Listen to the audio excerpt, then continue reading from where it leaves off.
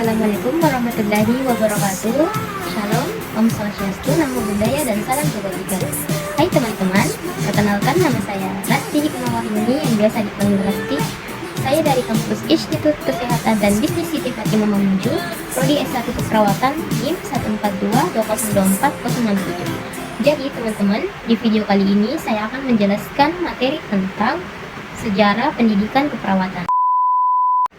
Sejarah pendidikan keperawatan yang akan saya bahas ada dua pembahasan, yaitu perkembangannya di dunia dan di Indonesia.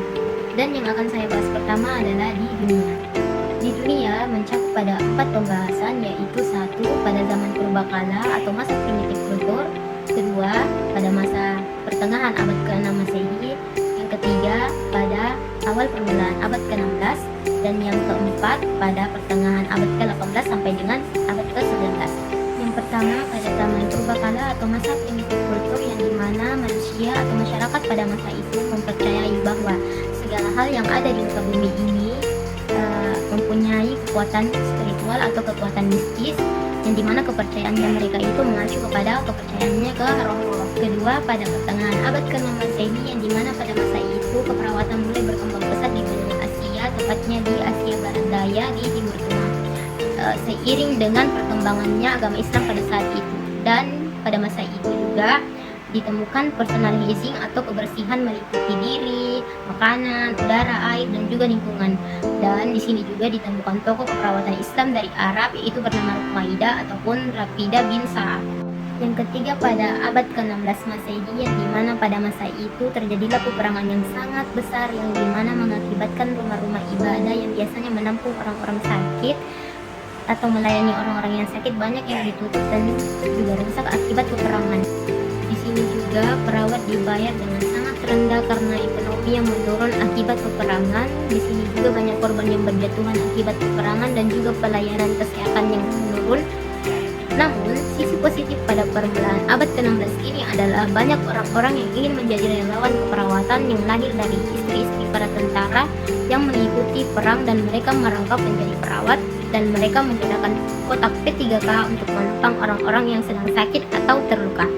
Yang keempat, pada pertengahan abad ke-18 sampai dengan abad ke-19 Masehi, di mana setelah melewati peperangan atau masa kehancuran atau masa berat-beratnya pada permulaan abad ke-19, di sini pada abad ini mulai dipercayai setelah hadirnya perawat bernama Florence Nightingale.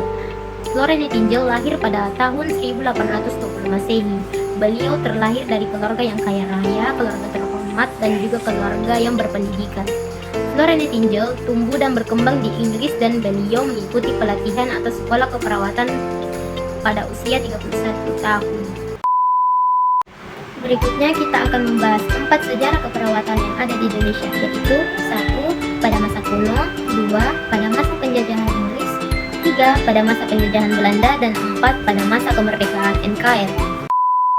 Yang pertama, pada masa kuno, yang dimana pada masa itu masyarakat masih percaya kepada kepercayaan anisme dan dinisme, yang dimana mereka percayai atau menyembah pada pohon, dukun, dan juga roh-roh para leluhur yang mereka percayai. Jadi pada saat itu ketika mereka sakit atau tubuh mereka sakit, mereka mempercayai bahwa yang ada pada tubuh mereka bukan karena virus atau penyakit, dan pengobatan yang mereka lakukan adalah mereka pergi ke dukun.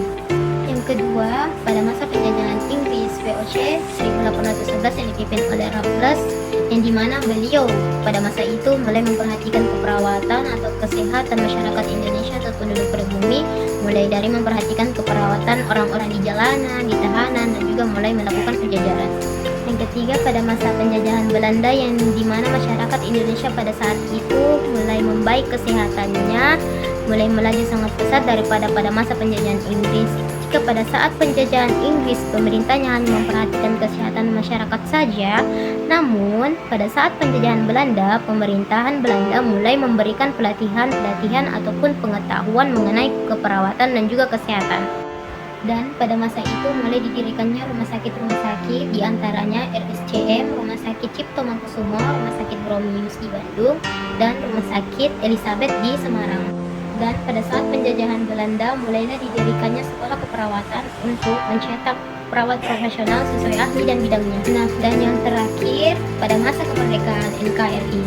pada masa ini, mulailah didirikannya organisasi profesi keperawatan yang mana biasa kita kenal sebagai Akper atau yang sekarang biasa kita kenal PPNI.